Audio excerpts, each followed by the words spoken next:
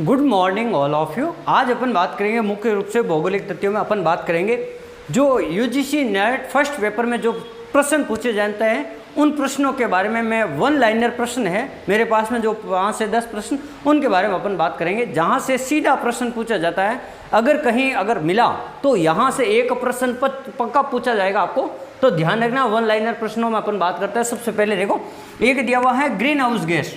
ये green house gas से क्या होती है, यानी जो जिनके कारण जो एक तो अपन कह सकते हैं जो वायुमंडल है और वो इनका तापमान बढ़ जाता है ग्रीन हाउस गैसों के कारण, तो उनका क्रम हमेशा आपको पूछा जाता है। देखो सबसे पहले दिया हुआ है CO2 कार्बन डाइऑक्साइड गैस, फिर दिया हुआ है मीथेन, फिर दिया हुआ आपके क्लोरोफ्लोरोकार्बन CFC, फिर दिया हुआ कार्बन मोनोऑक्साइड, फिर दिया हुआ जलवाष्प। तो इन ग्रीन हाउस गैसों का क्रम है और सबसे ज़्यादा जो महत्वपूर्ण है वो कार्बन डाइऑक्साइड गैस है, फिर आपके मीथेन है। तो ये आपको ध्यान रखना। फिर अपन बात करते हैं आकाश में जो आर्द्रताग्राही नाभिक की किसे संज्ञा दी गई, धूल के गण को अपन क्या कहते हैं, आर्द्रताग्राही नाभिक कहते हैं।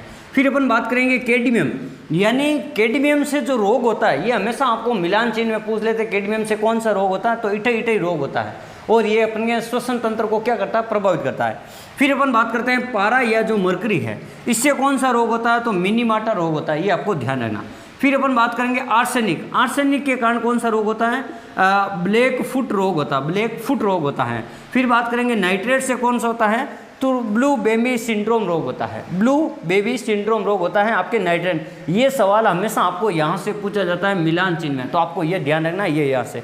फिर दूसरा एक बहुत ही महत्वपूर्ण प्रश्न है कि वायु प्रदूषण के विश्वसनीय संकेतक कौन है, वायु प्रदूषण के विश्वसनीय। ये कई बार एग्जाम में आ चुका है, लाइकेन व मास। सीधा प्रश्न देते हैं कि वायु प्रदूषण के संकेतक के रूप में कौन है, लाइकेन व मास।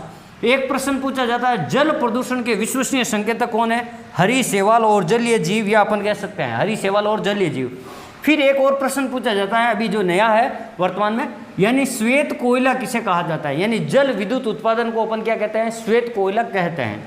फिर एक और प्रश्न नया है, यानी लगातार कौन सी ऊर्जा जो हमें प्राप्त होती रही है, चाहे मौसम का कोई प्रभाव नहीं पड़ता है। देखो 24/7 यानी 2400 घंटे और 7 दिन लगातार कौन सी ऐसी जो ऊर्जा है जो हमें अपन को प्राप्त होती है, तो देखो भूतापीय ऊर्जा, यानी पृथ्वी के अंदर से निकलने वाली जो तापीय ऊर्जा है, भूतापीय ऊर्जा।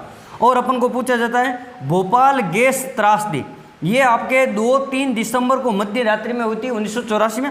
और यहाँ मिक, यह हमेशा ऐसा लिखा हुआ था मिथाइल आइसोसाइनेट, या कभी MIC लिखा आएगा मिक जो गैस है उसके कारण क्या हुआ था, वहाँ पे हजारों लोगों की मौत हो गई थी, मिसाइल आइसोसाइनेट।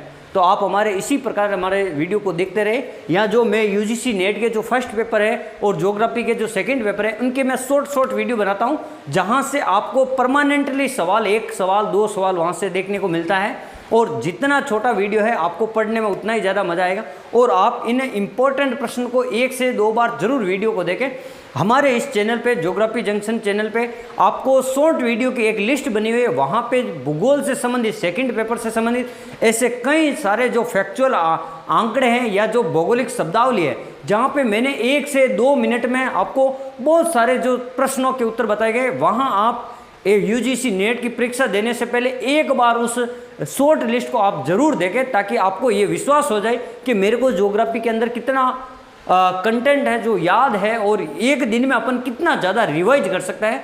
तो आप मोबाइल की स्पीड को 2 पे करके उनको वीडियो को एक बार आप ज़रूर देखें और आप हमेशा पढ़ते रहे, हंसते रहे और मुस्कुराते रहे। धन्यवाद।